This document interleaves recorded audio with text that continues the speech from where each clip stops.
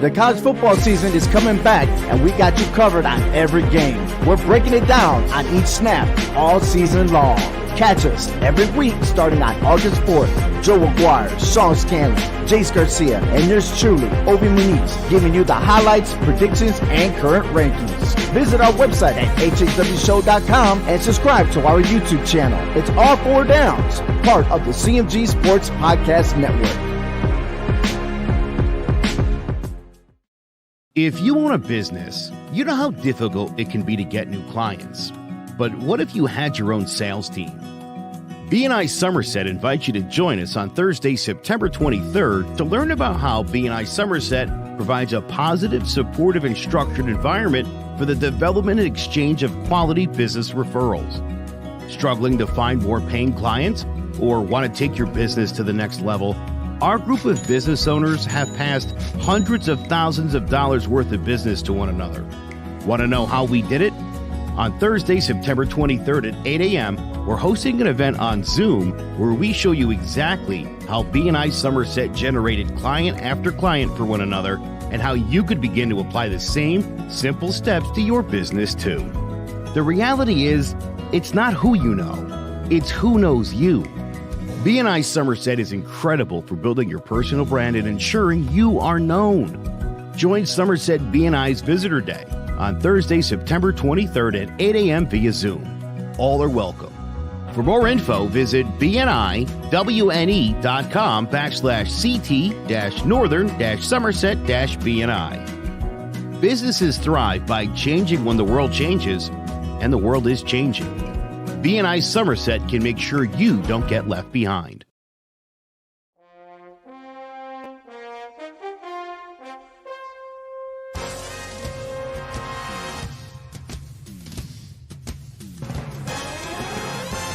The Giants are running New York like the Times as Danny is dropping all sorts of dimes. Saquon's thighs are ruining defenses' lives and Leonard Williams making opposing QBs feel him. Receivers think it's scary to line up across James Bradbury, and the Giants have a bright future led by Coach Judge, Jury, and Executioner. Tune in to Drawing About the G-Men every Wednesday at 6, live on Facebook, YouTube, and Twitch.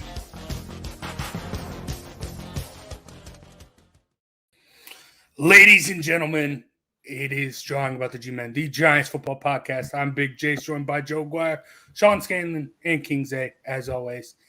Today, we are so close, just over 24 hours away from the kickoff of the 2021 NFL season.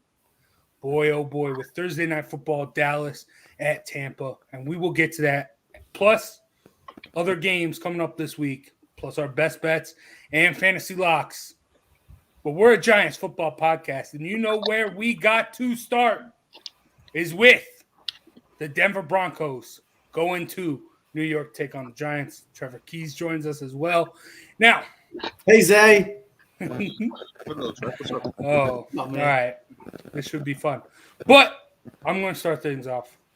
This, I am disgusted with Vegas with this. How is Denver a 3-point favorite on the road? Giants had one more win last year. They re-upped their offense. Kenny Golladay, Kyle Rudolph, Kadarius Toney, they just got better offensively. Defensively, they were stout defensively, and they still got better with Adoree Jackson. Denver, they bring in Teddy Bridgewater, mediocrity at quarterback. Yeah, Von Miller gets healthy. Justin Simmons is great. But still, this was a pathetic team last year. I don't get the hype. I don't get what people are saying. Teddy Bridgewater, middle-of-the-road quarterback. What did he do at Carolina? He didn't do that much. Similar set. I get that he has a better defense here. We don't know what Von Miller is going to be coming off that big injury. Bradley Chubb has got legal issues going on. So I don't get why the Broncos are a 3-point favorite on the road. I think the Giants come in. They take this disrespectful. The defense is going to get it done. I don't see Teddy Bridgewater throwing on the secondary. The secondary is so deep with the Giants. Anyone from the first to third string can stop any wide receiver that the Broncos have. I think the Broncos' best bet is to run the football, and I think Blake Martinez and Leonard Williams are going to stop that. And I understand that the Giants, there's going to be a lot of questions offensively, especially with that O-line. But Bradley Chubb having issues outside of the field, that's going to help. Von Miller, I want to see the same Von Miller that we saw before, but that's a big injury. I mean, you can say the same with Saquon Barkley, but I just don't get how on the road Denver is a 3-point favorite. That just boggles me. Joe, how does this – I see this being a defensive matchup, but how can the Giants offense score on this Broncos defense? Let me tell you what the deal is here with the -3, and Trevor will tell you. We'll get to him in a second. Listen, the Giants can win this game. The reason they're a 3-point underdog at home to a team like Denver is very simple. That offensive line is historically garbage.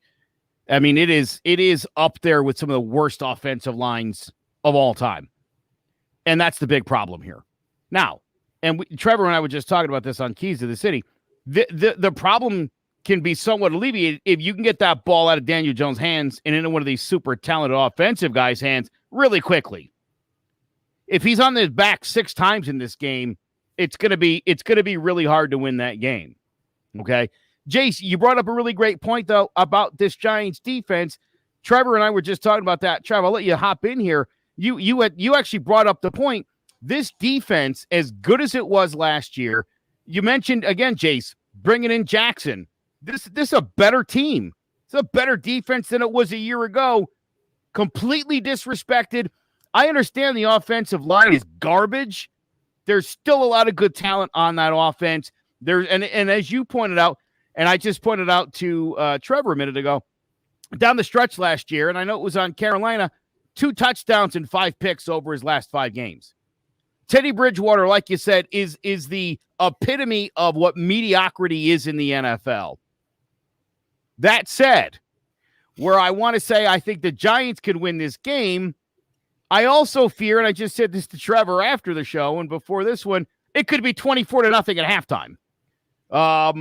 I'm worried about and again, it's all predicated on whether this offensive line, and they've done a lot in the last 2 weeks to try to get an offensive line that can give Danny Dimes a little bit of protection, allow Saquon Barkley a little room to breathe.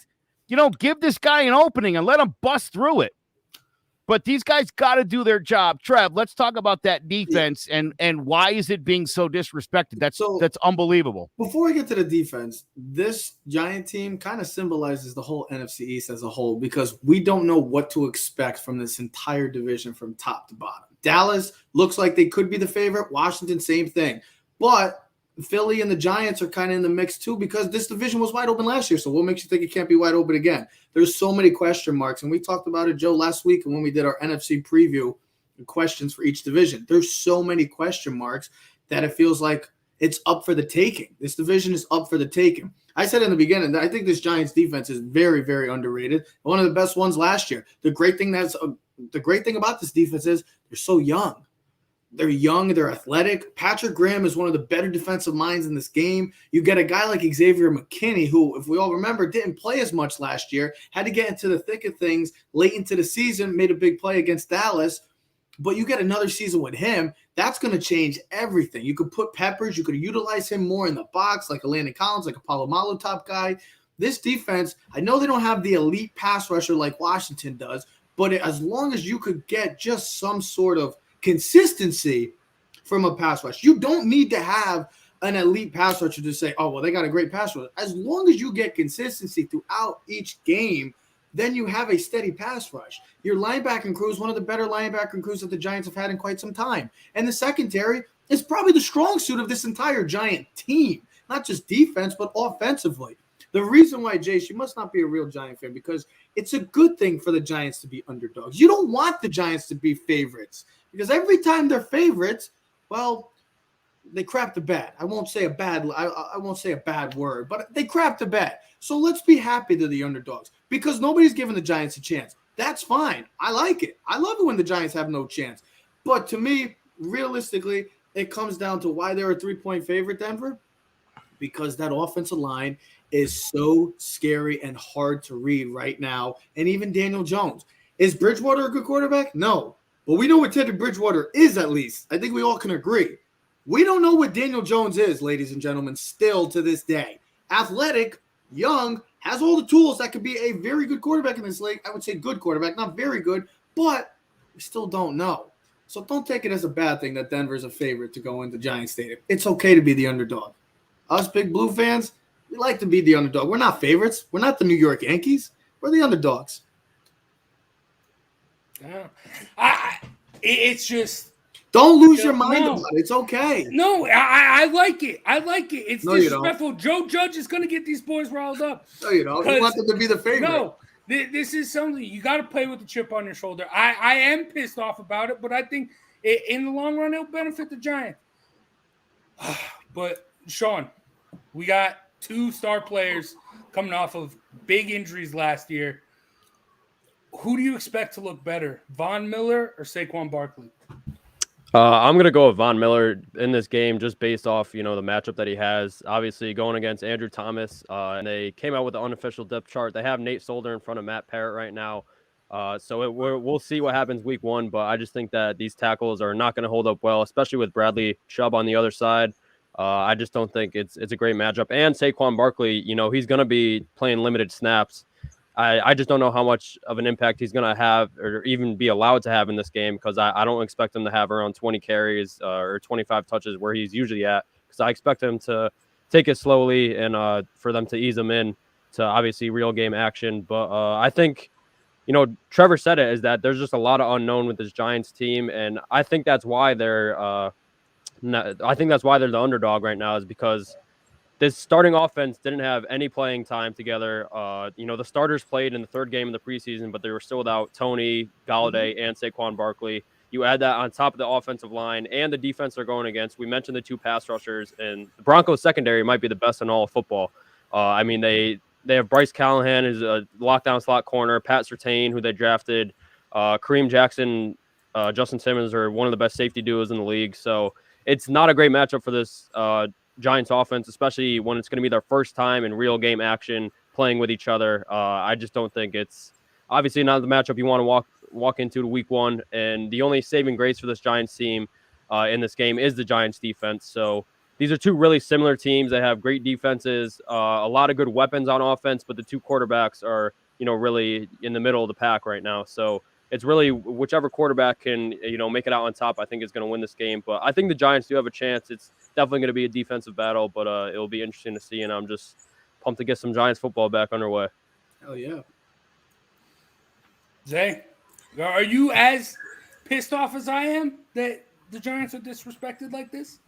No. I think -3 is rightfully so. I think it's perfect. I think the Giants should be underdogs. I don't think they showed us anything in preseason to make us believe anything else that they aren't. Their injury list, Joe and Trevor are talking about, getting the ball out and getting into weapons. You look at the injury list, Galladay's already questionable. Kadarius Toney is questionable. What's his name?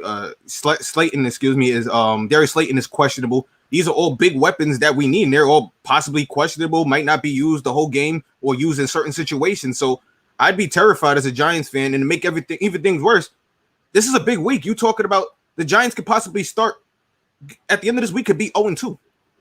They play enough. They have to turn around and pick it up on Thursday. So if you can't figure out that offensive line and you can't figure it out now, you're possibly going to be in the basement at the beginning of the season. We're 2 weeks in. This is not a good sign. This is what we've been seeing for the Giants years and years ago. These 0-5 starts, these 1-4 starts.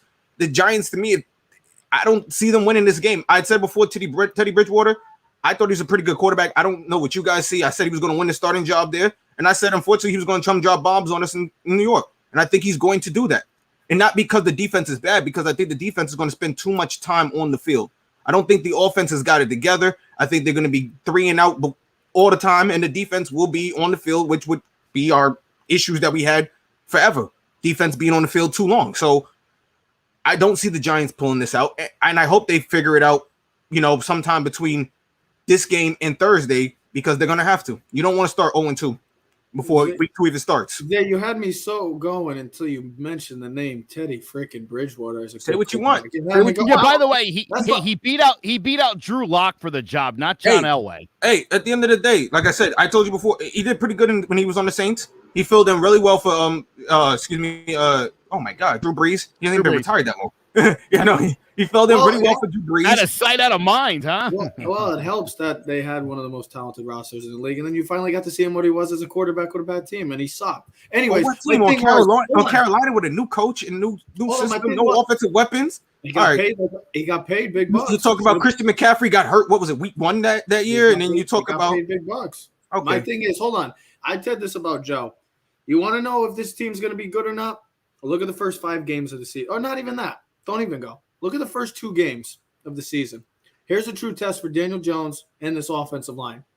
I like that the Giants are playing this first 2 game schedule. And the reason why, I wouldn't want the Giants to be playing, and I said this to Joe right before the show, and I told him to bring this up, but I decided to join the show, so I'm going to say it. I'm glad that they're not playing a team like Jacksonville or Houston, somebody that's not really good. If we're going to know what this offensive line is made of, then we have to go against some of the elite defensive lines in this game. You're going against the Denver Broncos. Von Miller, Hall of Famer. Bradley Chubb, when he stays on the field and he's healthy, he's one of the better young defensive linemen in this game. And we all know what Washington has brought to the table now with Chase Young, Montez Sweat, Jerome Payne, Jonathan Allen. The list goes on.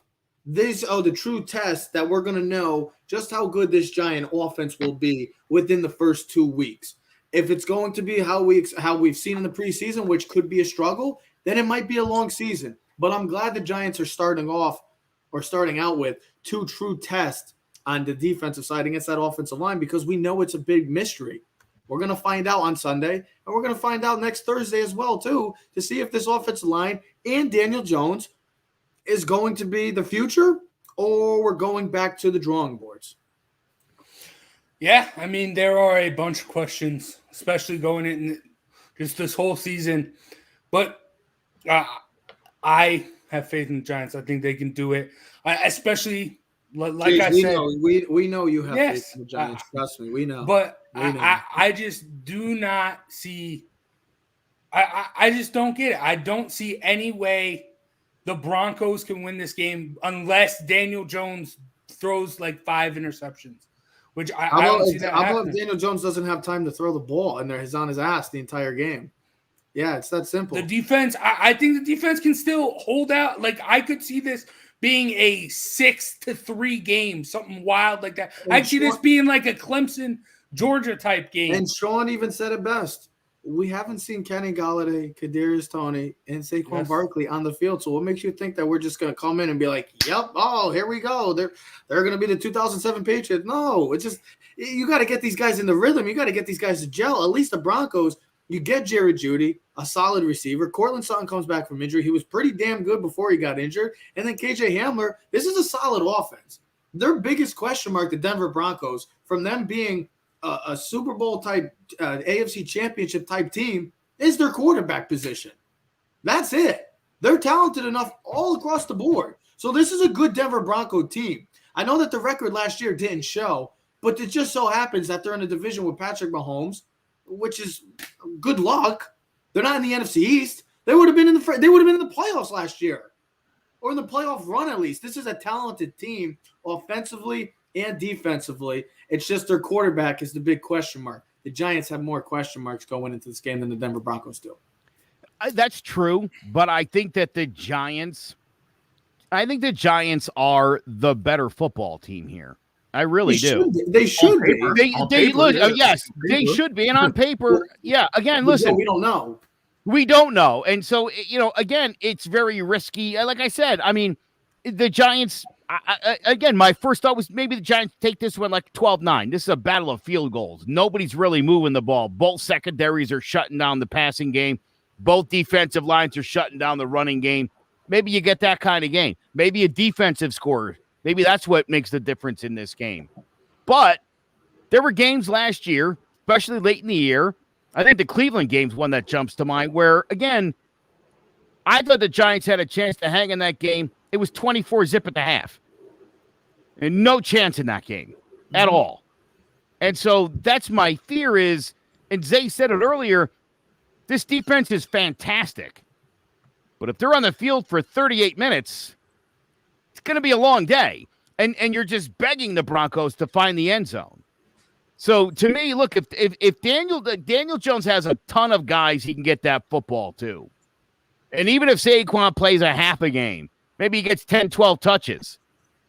There's no reason why the Giants can't distribute this football enough, assuming that they can get Daniel Jones 2 or 3 seconds to set himself and find somebody. Again, I'd like to think that this team can do it. Well, who's he throwing it to? Evan Ingram's out. You already lost your other tight end's questionable. Your 3 receivers are questionable. You only have Sterling Shepard right now, who's the 100% for go. That's the only person we know 100% is go right now is Sterling Shepard. They're all going to play, though. I think Evan Ingram's the only one that's in doubt that's not going to play. I don't know. I don't know if we'll see the other two. A hamstring is a very tricky thing for Golladay. We see what it did with Odell Beckham when we thought he would have played he missed the first 5 weeks of his rookie year for hamstring. Those things are very tricky. We don't want our prize. We went hard to get him. We put all the money into Kenny Golladay. If he's not playing for us, why do we have him? Like, it defeats the purpose of giving him all that money if he's going to be, if he's starting the season hurt. The idea is to have that weapon. What are we doing? I don't think you give him the money thinking that he's going to get a hamstring injury in the first couple of weeks. It just happens. It's football. I understand. It's hindsight. Yes, we don't know that, but I'm just saying, here we go again, where we have all these weapons and we don't know who's playing. We don't know. They all limited. They were all limited participants. The only person that didn't participate in practice today was Evan Ingram. So I understand what you're saying, that they're all going to be a little hampered and they have some lagging injuries, but I think that they're all going to step on the field. I think that with guys like Kadarius Toney, Golladay, and Saquon Barkley, they all took it slow after, not for Saquon Barkley, they took the whole, offseason slow, but after Toney and Galladay's injury, I think that's why they didn't play in the preseason. I think it's why they didn't, overload them at practice, because they wanted to take it slow to make sure they're all on the field for week 1. So I do agree. It's definitely not great to see all your skill players pretty much on the injured list right now, but I do expect them to play. I think Evan Ingram is the only one that will end up not playing. We hope. Which might not be a bad thing. Yeah, Mr. Dolphin Fins for him. Well, our other tight end's hurt too, so. Caden Smith is hurt, and so is Kyle Rudolph. Kyle Rudolph is hurt too, so we going to play tight end. Throw Eli Penny out there. I do think it's going to be a field goal battle. I think ultimately it's going to come down to whoever can get into the end zone. And Trev, you said Teddy Bridgewater is a more proven QB than Daniel Jones, but all the skills around the Giants are more proven than the skills on the Broncos. Are they? Fant and Sutton are they the only ones. Yeah, you got 2 sophomore. Jerry Judy's pretty guys. Good. Yeah, but he's still young. So what the hell does that mean? I don't understand the logic of that. You got to hold on. If you're gonna tell me that's your main reason because he's so young, you better come up with something better than that. Yeah. I mean, better come up with something better than that. Talking about proving yourself. What is Kenny Golladay proved? What has Kenny Golladay proved other than being on the sidelines? He's still leading. What is Saquon Barkley? What has Saquon Barkley proved better than being on the sidelines? I've said that for 2 years. What does Kadarius Toney prove to you that you haven't been on the sidelines? That's all I'm trying to say. All right. Listen. Slow down. Anybody else think Christian McCaffrey's going to miss most of the season? Okay. Anybody else here think Dak's going to miss most of the season? Yeah. Anybody think probably. Kyler Murray's shoulder is damaged and he's going to have a terrible year? I mean, dude, look, there's a lot of guys coming off injuries. There's a lot of guys that were banged up last year. And again, as Giants fans, it's easy to be like, Saquon, whatever. Dude, they're all over the league. There's guys like that. Yeah, he doesn't have an. We assume Von Miller's just going to show up and dominate like he did, like that, like no big thing. But he's not Saquon. He's shown us that before. He's proven it. He's a multiple-time Pro Bowler. He's shown when Saquon is healthy. I don't know anybody's better. He's had one good year, and everything else has been injury-prone. He had one elite year. He led the league in scrimmage yards. I'm not taking that year away from me. He had that 1 year, but he hasn't had anything yet since. He's early in his career and he's had injuries. Like he still needs a chance to prove himself. Early in his career, you don't get that long as a running back in the NFL. You don't. Their agree, careers don't last as long as quarterbacks or receivers. You're talking about a player who gets hit probably 80% of the time on offense. He's 80 most of the offense. Saquon Barkley, I've been saying it. I think he's going to end up being the bust. The big mistake we shouldn't have took early. I disagree, and I'll tell you something. You know what? We can debate all year and all day whether he was the right pick at number 2. But fact of the matter is, the reason he was the second pick of that draft is because the word generational talent was attached to his name. Yeah, well, that's where we messed up. Certainly showed it his rookie year. What does that matter? Certainly showed it his rookie year. He's been hurt. Look at Nick Chubb. Came out the same year. He came out a little later in the draft. He has been more productive for Cleveland than Saquon has been for us. I would rather have Nick Chubb. My whole thing with Saquon is it's not Saquon because I know how great he is. I know how talented he is. It's the offensive line that he's behind. That's what it comes down for me, and that's why I say, can the man stay healthy? Because the offensive line is god-awful. And before he got injured last year, if we remember that Monday night debacle with him being a running back, barely could get even to the line of scrimmage most of his runs. It's not about Saquon with the injuries. It's more about the offensive line because it's so questionable that I don't trust the offensive line. I trust Saquon. I don't trust the offensive line. I expect Saquon to do great things because he is, when healthy, the top 2, along with McCaffrey, the 2 best running backs in football with Derek. He's in that top mold. He's there when he's on the field and healthy. I know how great Saquon is, but it's more about the offensive line that scares the hell out of me. Yeah, we can go back and forth on who's good, who's not. What if we picked who so-and-so? Regardless, we will figure it out Sunday afternoon as the Broncos take on the Giants. Now, before we wrap this up, who's winning the game, Joe? 12-9 Giants. I'm going to do it. Trevor? 12-9 Giants. I'll go with Big Blue too. I'll go 20-17. Ooh, okay. Sean? Yeah, I mean, Zay said it before that the Giants have been getting off to terrible starts, and it's super important to get off to a good start this year. So I'm going to go with the Giants as well. I think they win 16-13. I agree with you guys. I think it's going to be a low-scoring game with a lot of defense. No, for me, nothing has changed. Same Giants. Same. I don't see anything. I see the Giants losing this 24-10. I see what you're doing, Zay. I see what you're doing. Little reverse jinx. Yeah. But I don't think it's a reverse jinx. I can live with a 24-10 loss. I think all right, we'll see. Hey, I won't be surprised if they lose. I'll be surprised. Yeah, I mean, dude, again, he's like pimping. Oh, great! You want to prove us wrong that the Giants suck? We're trying to hold out a little hope here. I just don't. I'm just upset. I wanted more from the Giants in the preseason. I wanted to see more. I'm a Giants fan. I love the Giants. I want to see them be good, but I haven't seen the moves to make them look good. I continue to see the same putrid offensive line, and then you bring back Nate Soldier, who's fucking bull rider. You know, he just lets people go by. Like, at this point, what do we do? It's getting frustrating as a Giants fan. And that's why I'm on the other side of this. I haven't seen enough. I don't believe it. And until I believe it, I'm going to be on the other side. Going to the other MetLife team. All right. The real New York team. Oh, I can't do that. I can't do that. I can't do that. Not in this house. Damn. All right. I'm going to go with the Giants. And I mentioned it earlier. I think this is just like that Georgia and Clemson game we saw last week. I'm going to go 10-3 final score in favor of the Giants. I think it's just going to be a defensive chess match. But football is back, ladies and gentlemen. And it is amazing. But you know what sucks about football?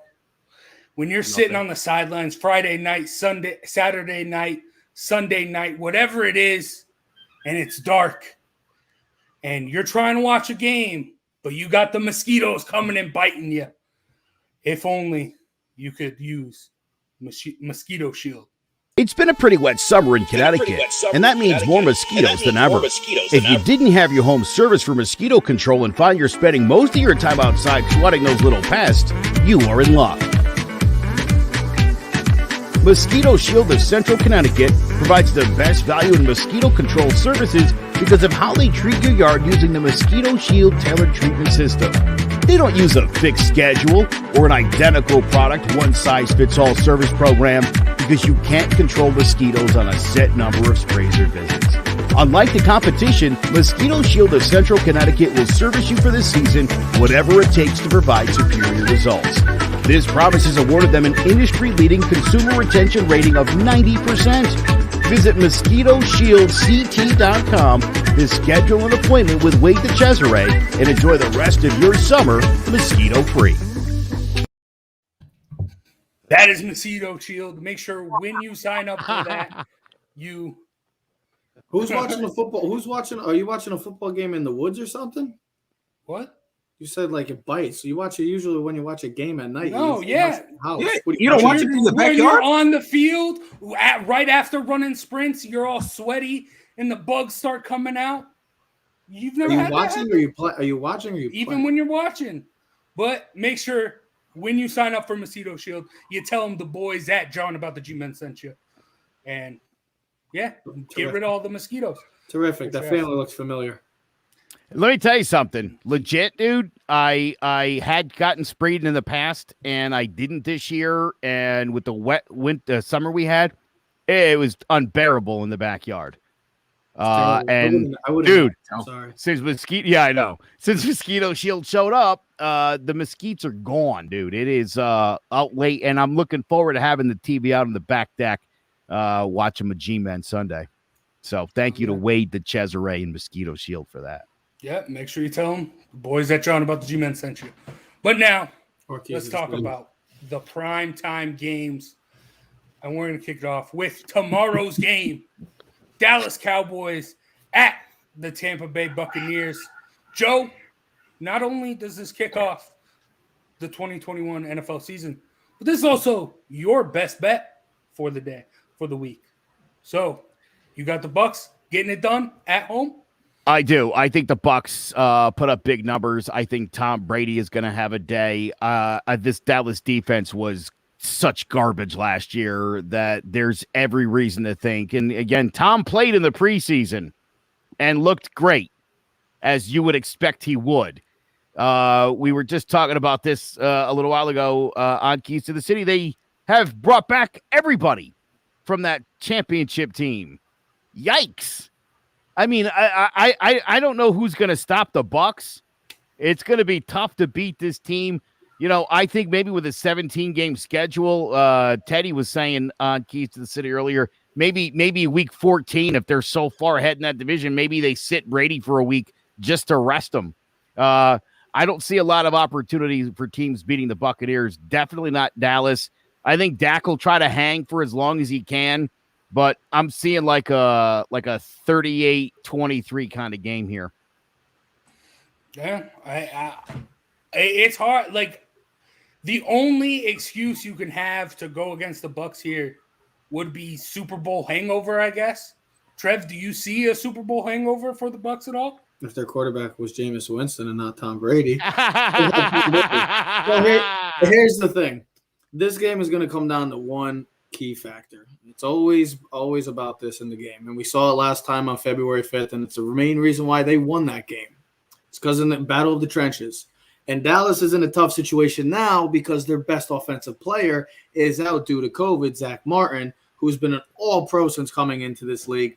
If Dallas can get some sort of running game going, Zeke looks like he's in the best shape of his life. I don't know if you guys have watched Hard Knocks, but he looks great. He looks like he's ready for a bounce-back season. This is going to come down to the trenches. Ndamukong Suh is back on that team, on that defensive line, and we know what Tampa's going to bring. They got everybody back from the Super Bowl team. You still got Brady, and they got a whole nother year of this system that they didn't even click until late in the season, and that's why they got onto that hot streak, and they eventually won the championship. Now you get a full year with Brady and this whole system intact. I mean, good luck to the NFC. Because, and we talked about on Keys of the City, Joe, there's like tiers in the NFL. We talk about it all the time.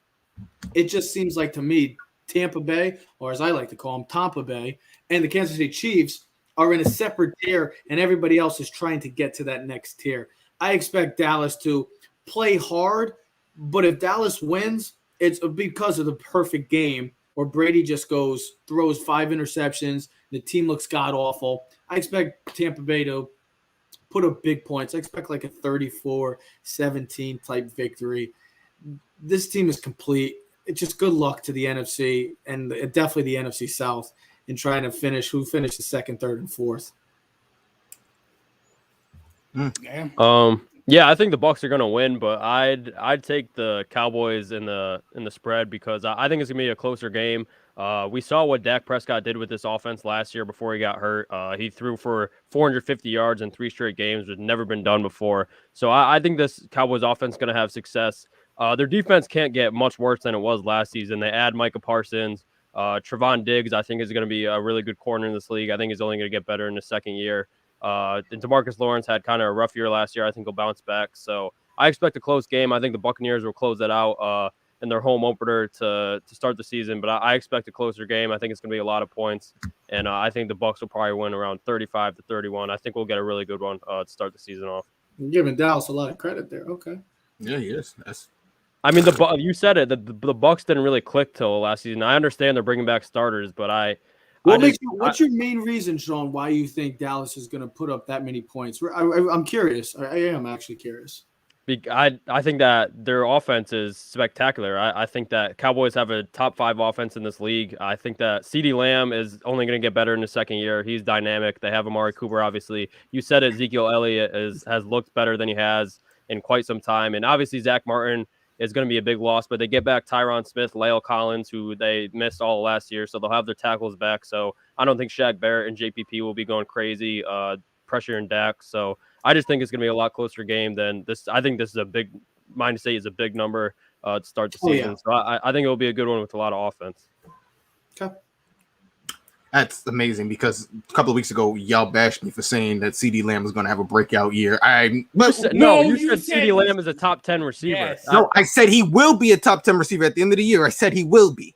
That's why I agreed. I think maybe he could be by the end of the year. I still stand by that. If Dak can come back healthy, I think CD will be a top 10 receiver at the end of the year. I still stand by that. I agree with that. He's not a top 10 receiver right now. That's what you said. No, of course not. No. I said he will be. I didn't say now. That's crazy. No, that's what I was. That's what I was disagreeing with. Okay. At the end of the day, I do see the Bucs winning this unless Brady catches COVID between now and the start of the game and he tests positive. That'll be probably the only way the Cowboys can win. Like you guys mentioned before, they're missing too many players. The Bucs brought back everybody, even added a horse to the stable with Giovanni Bernard. So that's another dynamic to the run game. You got the 2 big boys, then you're going to throw some speed in there. So it's just going to make it a complete mess for that Dallas defense. Yeah, it's going to be the Bucs. I don't see Dallas win. I don't even think it's going to be close. I think it can get really ugly because I don't think Dak's going to be accurate. He didn't play all preseason. He's coming back from a bad ankle injury, and everyone who knows when you throw, you need your legs. You don't want leg fatigue there, and his arm he's been having arm fatigue issues also. So those two don't really mix well for a thrower. So, like I said, I don't see this ending well. I see the Bucs blowing them out. Sean, I hope you cover your spread for your sake, but I don't think it's going to be close. I do think that it can be close. I think if Dak can do what Jalen Hurts did at Oklahoma with CeeDee Lamb and just get him the ball quick and let him make his moves, make him make plays, I think that would work. I don't see that happening. I do think that it will be. I do think we'll be Dallas is going to be able to score. I love Antoine Winfield Jr., the safety for Tampa Bay, but I feel like CeeDee Lamb and Amari Cooper, even Michael Gallup will be a little too much for that secondary. I do think Shaq Barrett will be in Dak's face all game, but 8 is a lot. But I'm gonna go 10-point win for the Bucs. All that for a 10-point lead, huh? Couldn't just just couldn't say that from the beginning, huh, bud? I'm going back and forth. I'm only kidding. I'm going back and forth because I see where Sean's coming from, and I do think I understand. I think it's going to be Tom Brady. It's going to be a good game. I do think it's. I think just Tampa Bay will just wear and tear on them and just beat them up just based off of that pass rush. And I just think with the loss of Zach Martin, that's a huge deal. It's a huge deal.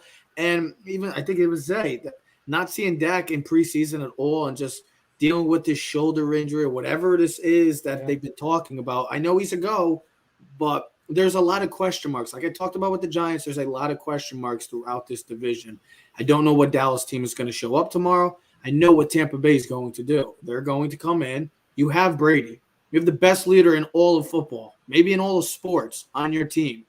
There's no way this team's coming in with a Super Bowl hangover. If they do, I'd be stunned. Brady should retire then because he just feels like he's getting better and better. He's looking younger and younger. I mean, the guy looks like he's 20 years old. It's amazing what money can do for you. I need some money like that. But that's all I'm trying to say is that this team is so loaded from top to bottom that it's just there's not really any question marks.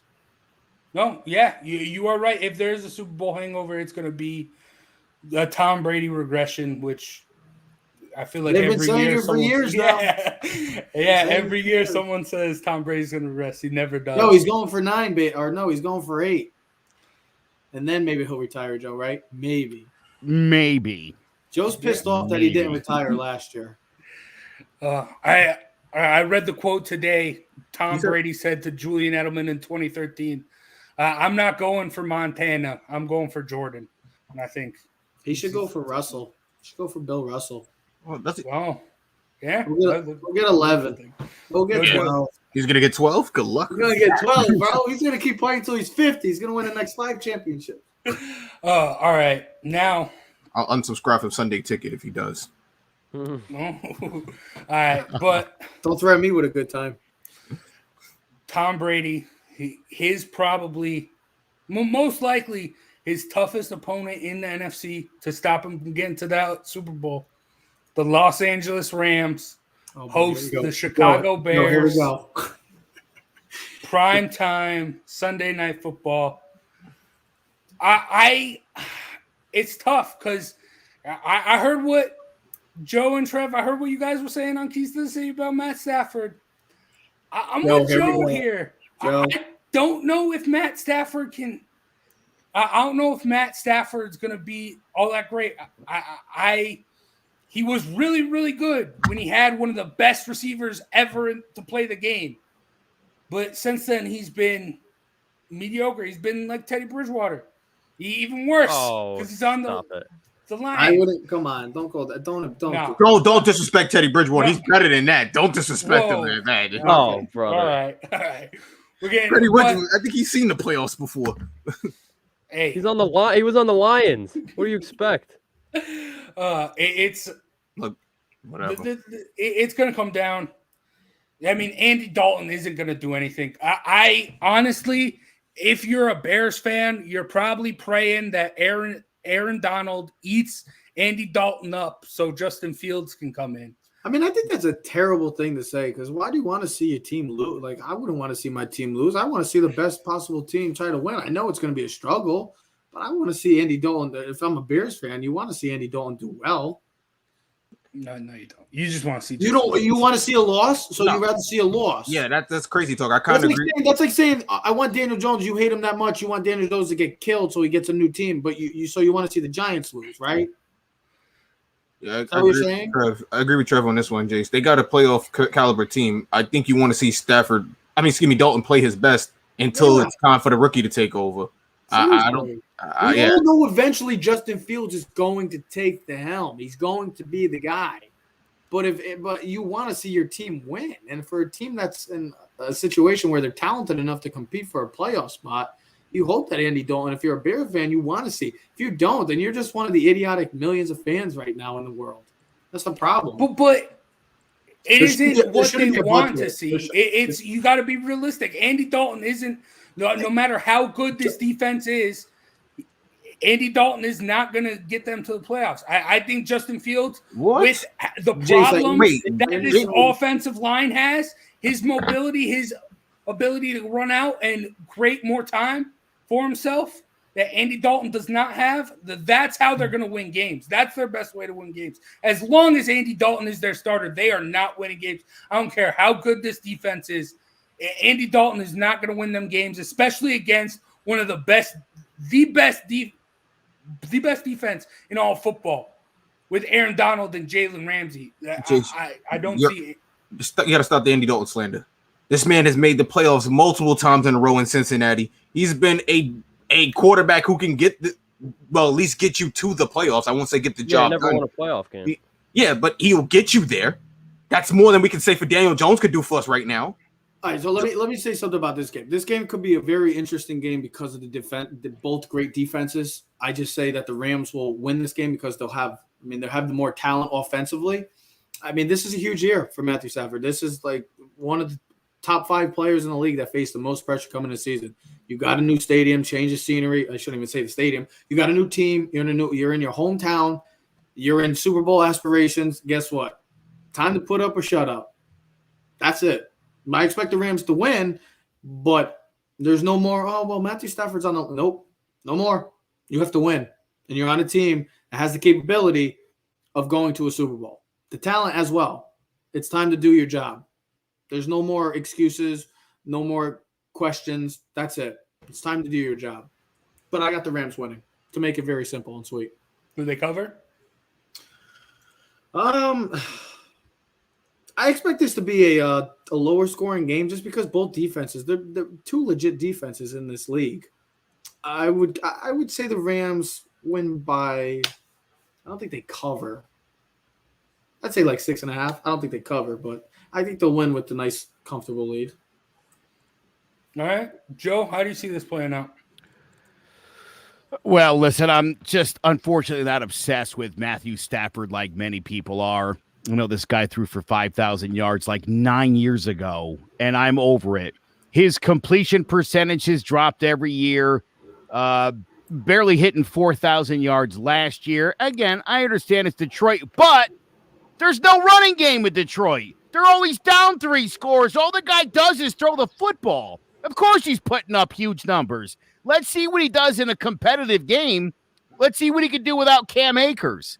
There's a lot of uncertainty right now with the Los Angeles Rams. The defense is great. Everybody knows that. Aaron Donald might be the best defensive player in the league. But I'm not sold on Matthew Stafford. It's been 8 years since Matthew Stafford was at the Pro Bowl. 8 years.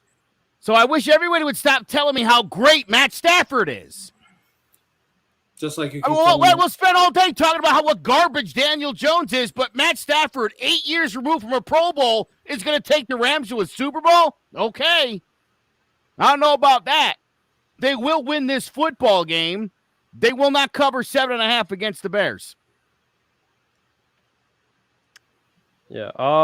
I mean, I have the Rams covering. I don't think Matt Stafford is a great quarterback, but I mean, you got to give him credit for not playing around anyone other than Calvin Johnson after he retired. I think that having Cooper Kupp, Robert Woods, Tyler Higbee is the best, receiving core he's ever had in his career. I think he's going to go out and put up a great ball game. I think that they're going to cover this one against the Bears. I just think that, the Bears with Kyle Fuller being traded to the Broncos, I think that their secondary is not what it used to be. Jalen Johnson is really the only starter who I think could put up any success, and he's coming into his second season. So I think it's going to be a tough day for their secondary. I think the Rams are going to throw all over them. And without Justin Fields, I don't think there's really any hope for this offense. I think that Andy Dalton, we saw what he was last year on the Cowboys when he had all those weapons, and now he doesn't have – the only weapon he has is Allen Robinson, who, might give him some big plays. But other than that, I don't see this Bears offense doing anything. So I think the Rams will cover this game. I think it's going to be a pretty ugly one on Sunday night. Cool. Zay, is Andy Dalton going to bring the Bears to victory? No. I have the Rams taking this just simply off of a defensive battle. I just feel like the Rams had the better defense to me. It probably – I don't – like I said, it's such a toss-up with these two teams.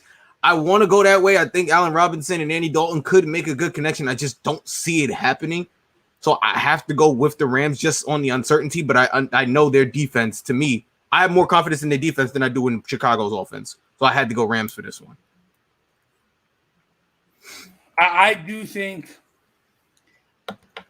I'm going to go a little bold prediction here. I think Andy Dalton, I don't think he's going to survive this game. I don't. Just how the Bears' offensive line is with the beast that Aaron Donald is, I don't see Andy Dalton surviving this game. I do think by halftime, Justin Fields gets in, and he leads the Bears to victory. I think they can get it done. I'm not sold on Matt Stafford either. I'm with Joe. It was 9 years ago. He also had one of the best wide receivers in history on his team to help him look that good. And now Robert Woods, Tyler Higbee, Cooper Kupp, I don't think they're going to – they're all right, but they're not on that level. I just – even Matt Stafford had A.J. Green in college. He knows how to play when he has a really good wide receiver. When he doesn't, I think he gets lost. I do think the run game, I like the pickup with Sony Michel. I do think he'll do well with Darrell Henderson in the absence of Cam Akers. But I think we have a little bit of I think Justin Fields comes to save the day for the Bears in Los Angeles and makes his mark in Chicago Bears history. Oh my God. Hey, I'm a wrestling fan. Got to go for the storylines, right? It's not a storyline if you know what's going to happen. Hey.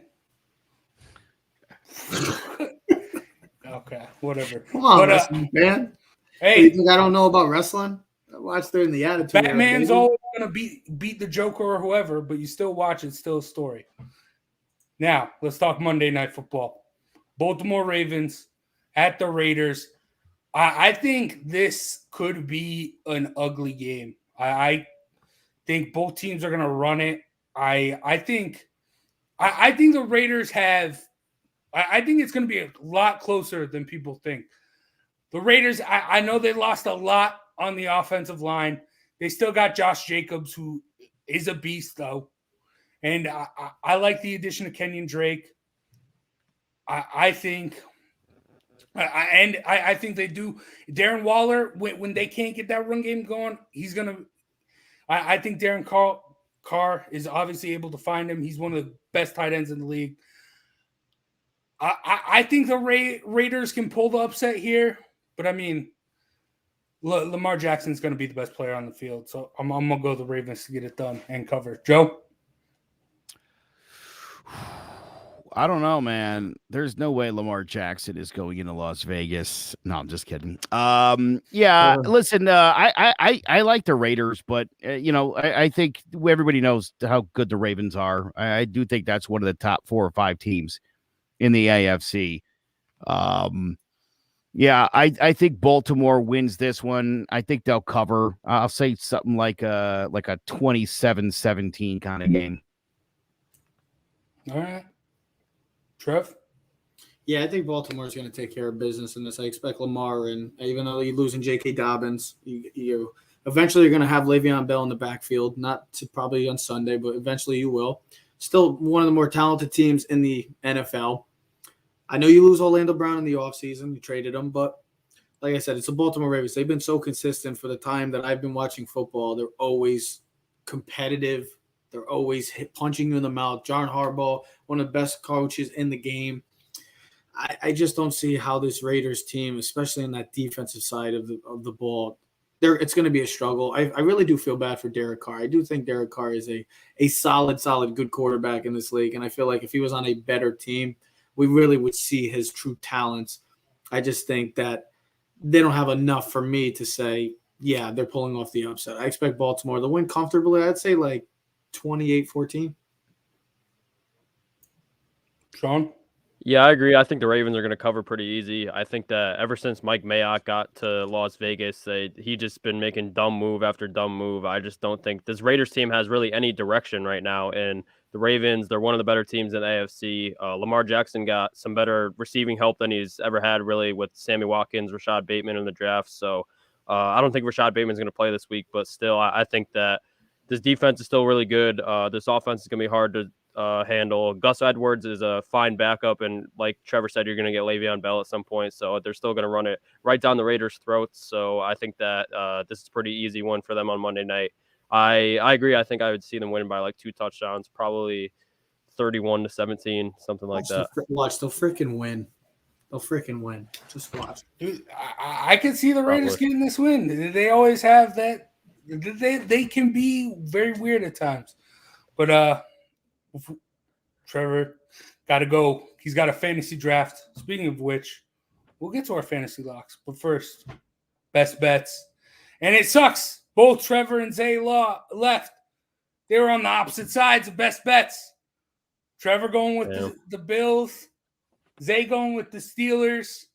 And this is interesting because the Steelers are very, very interesting.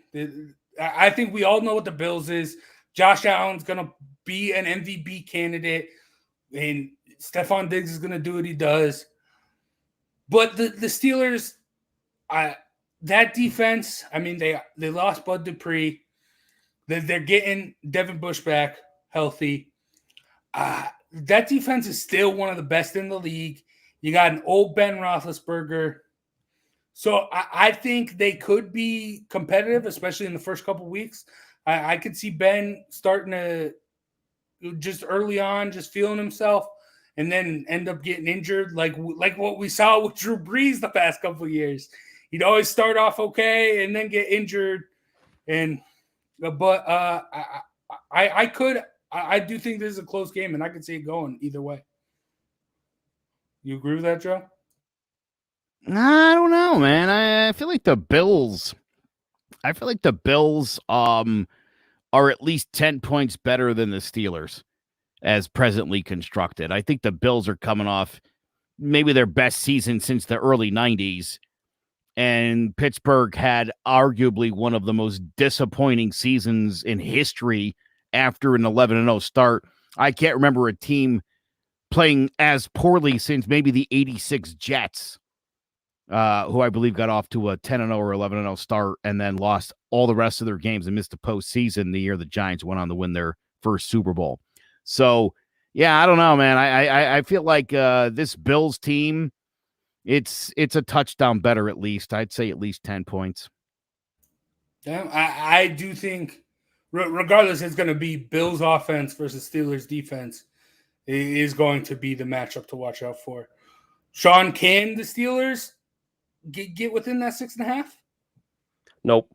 I agree with Joe and Trevor. I think that the Steelers team, they lost two of their best O-linemen in the offseason. We already saw that, Ben Roethlisberger can't move around in the pocket, and I just think that he's going to struggle a lot with the O-line not protecting for him. I think Najee Harris is obviously huge for this offense, but they also lose, like you said, Bud Dupree, and then two of their starting corners and Steven Nelson and Mike Hilton. So this defense didn't get any better. The offensive line got worse, and Najee Harris might be a nice upgrade to the offense because obviously they didn't have any running game last year. But I just think Ben is washed. I think that this team is really going to struggle this year, and I think it's going to start week one because the Bills didn't really lose anyone from their team that made the AFC Championship last year. So I think they're going to come right back out like they did last season, come out strong, and I think they're going to win pretty big in this one.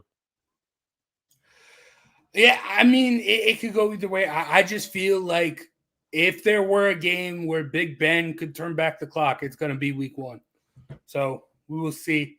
Sean, moving on to your best bet. Cardinals at Titans. You're going the over 52 points all over the board?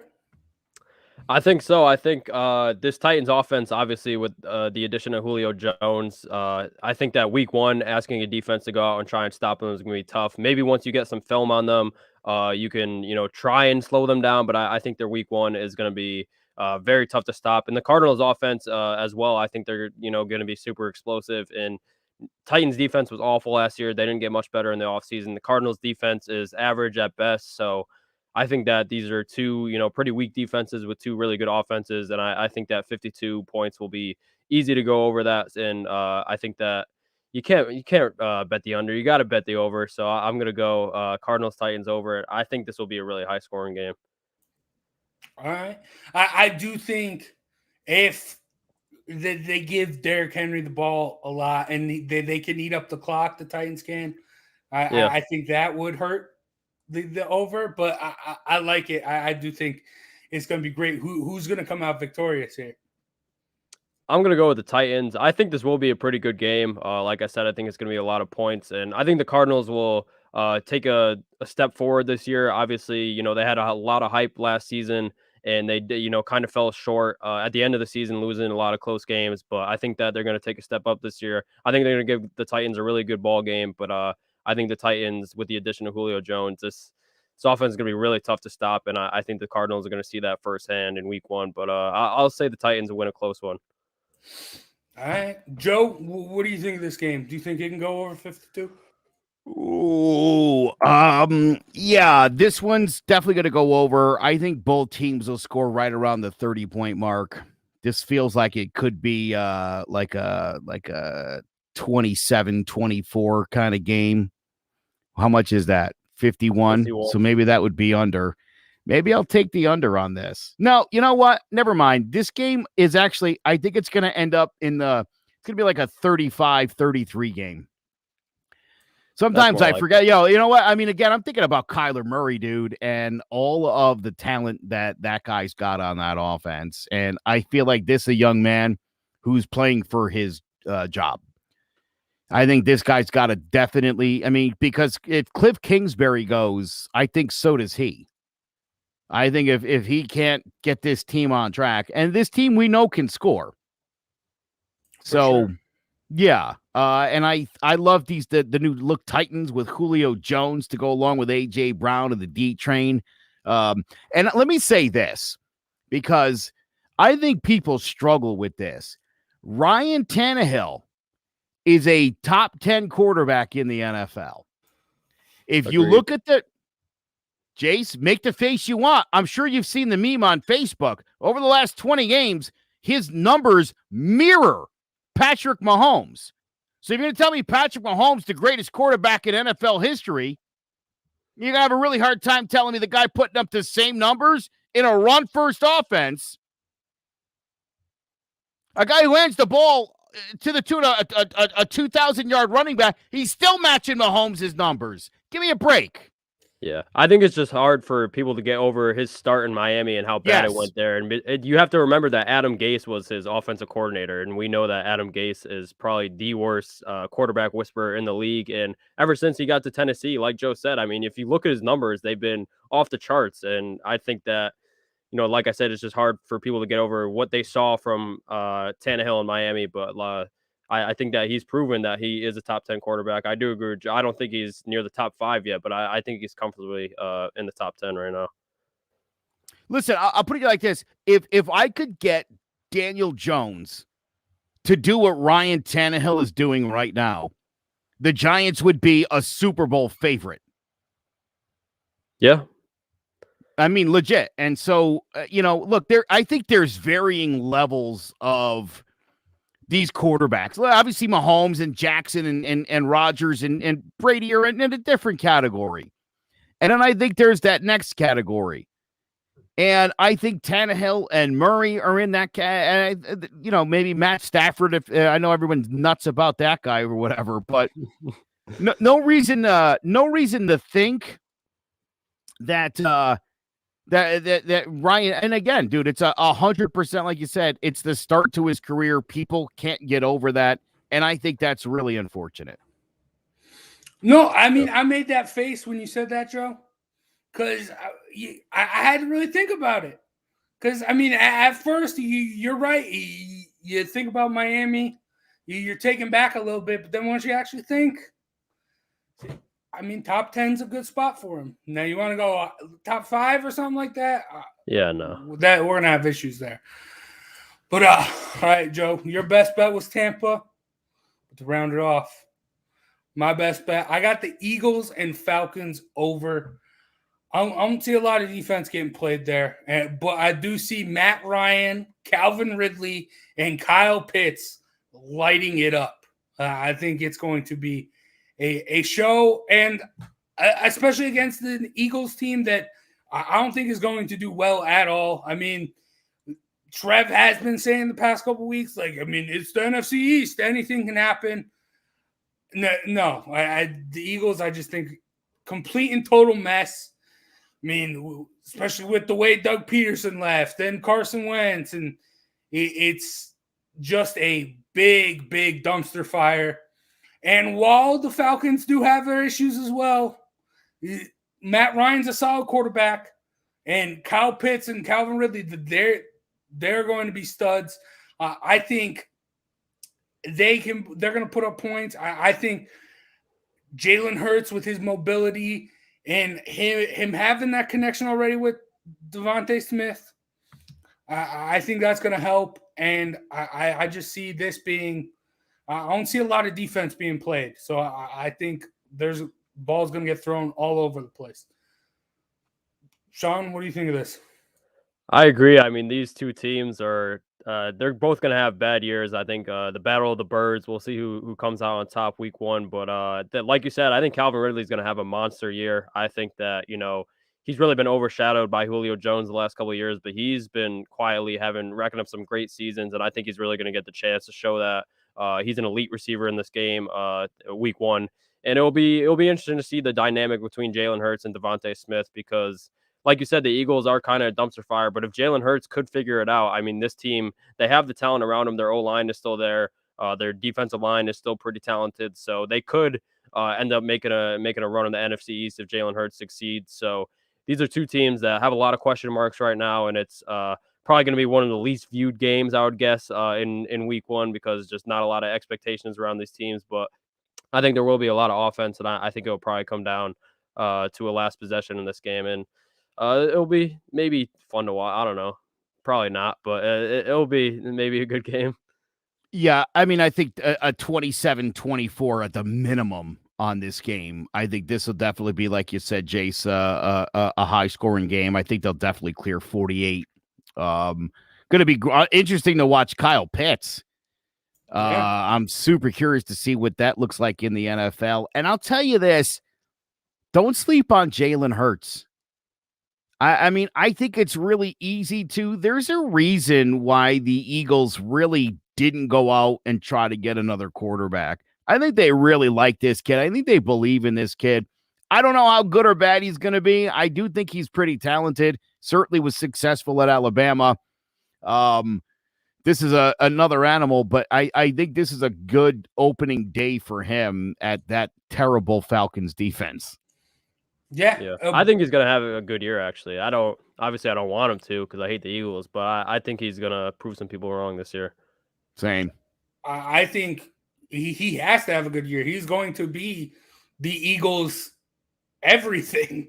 They might just have him out returning kicks and punts for him. Because, I mean, I don't see anyone else, like maybe Devontae Smith. I know, Sean, you mentioned that the Eagles' O-line, they were great, but I think the amount of injuries they have, I think they've had, I think we go back to when they were healthy. They were really good, but even these injuries block when they are on the field. They've been pretty bad the past couple years. Yeah, so, and they're all getting older too. Lane Johnson, Kelsey, Brandon Brooks, they're all on their second half of their career, maybe even coming towards the end of it. So I think that if they can get it together and healthy, I think they're similar to the Cowboys. They have two kind of veteran older O-lines, but when they are healthy, I think they could be solid. So if they do stay healthy, then I think it'll be good for them. But obviously, like you said, they've had a lot of injuries over the past couple of years. Yeah, so we will see. I'm excited. Those are the bets. If you want to make money, those are our best bets. So give them a shot. You can yell at us next week if we got them wrong, but we'll see. Now, moving on for betting, 2 fantasy locks. We're doing it a little different this year. Joe, you picked Russell Wilson too many times. We are going to go. You can only pick the same player one. Joe, you picked Russell Wilson like every other week. Like the past Did I? years we've done that. Something like that. You just love I like Russell Big Wilson. Russ. Yeah. But all right. Wait, are you changing the rule because of me? Yes. Oh, jeez. Fine. You can only pick. You only got one pick for one player. So starting off, Sean, Stephon Diggs. Yeah, I mean, I didn't want to pick Stephon Diggs too early, but I think this matchup really favors him. I think that, when we were talking about the Bills Steelers game, I think that, having that connection that from Allen to Diggs, I think they're just going to improve upon that, especially in week one against the Steelers team who's losing two of their top cornerbacks. They still have Joe Hayden, but I think that Stephon Diggs is going to run all over Joe Hayden. I think that they're going to have a really good game. And I think that their connection is going to leave off or start off right where it left off last year. And I think that they're going to have a monster game. So it was tough to use Stephon Diggs in the first week. I can't use him again, but I think this matchup really favors him. So I think that he's going to be my fantasy lock for week number 1. Hell yeah. I like that because I do think, I mean, you could go Josh Allen here, but I do think Mika Fitzpatrick's going to be able to get a pick off Josh Allen somewhere, just the way Josh Allen likes to sling the football. A pick is almost inevitable at some point. And I think Mika Fitzpatrick's good enough. He'll get a pick there. So I like the Stephon Diggs pick here. Trev, he had to go. He had Lamar Jackson. Good pick. I mean, the Raiders, it's rough. It's another one of his SpongeBob SquarePants picks, as you like to call it. Yes, sir. Oh, yeah. Speaking of SpongeBob Square picks, Joe and Zay with a big SpongeBob Square pick. That's right. And if I'm only going to get to pick him once, I might as well take him against the worst defense in the NFL. And I think the Cowboys will be competing for that honor this year. I think Tom goes for at least 350 and 4 scores. Yeah, that's great. I honestly, I probably would have liked Mike Evans. I feel like that guy's just so criminally underrated. He is one of the best wide receivers in the league. And I think he'll show it tomorrow night against a terrible Cowboys defense. But for me, I don't do the SpongeBob Square picks. I got Tyrod Taylor against the Jacksonville Jaguars. Tyrod Taylor, he looked great the first couple weeks of the season, and then he dies down, and he'll probably eventually lose his job like he always does.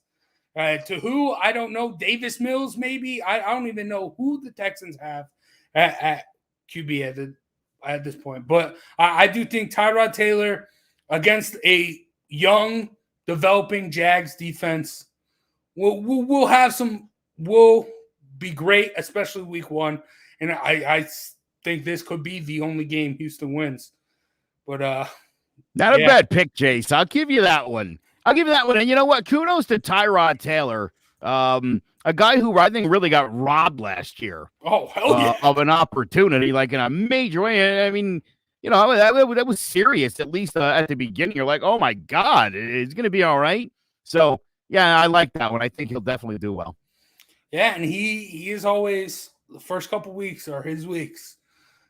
And especially – it is the only game I have the Texans winning.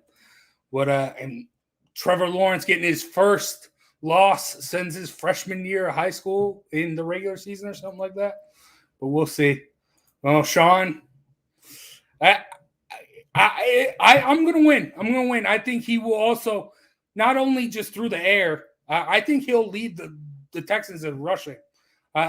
He's got the mobility. I think he'll do well on the ground too. But that's going to do it for John About the G-Men. We had everyone drop like flies. Bro, last two standing. You and me, baby. The two guys that really believe in these New York football Giants, Jace. Hell yeah. Thank you guys for watching. Thank you guys for listening. Make sure to check out Mosquito Shield and tell them that the boys at John About the G-Men sent you. That's going to do it. Make sure you enjoy the games.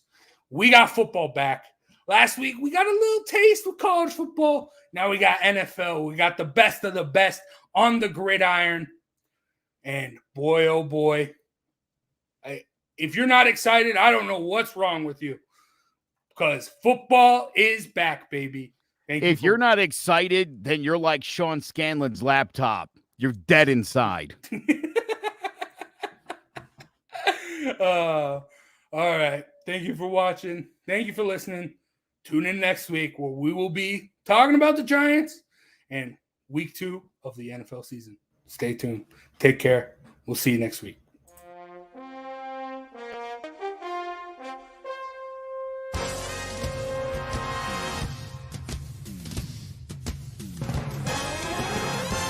The Giants are running New York like the Times as Danny is dropping all sorts of dimes. Saquon's thighs are ruining defenses' lives and Leonard Williams making opposing QBs feel him. Receivers think it's scary to line up across James Bradbury, and the Giants have a bright future led by Coach Judge, Jury, and Executioner. Tune in to Drawing About the G-Men every Wednesday at 6, live on Facebook, YouTube, and Twitch.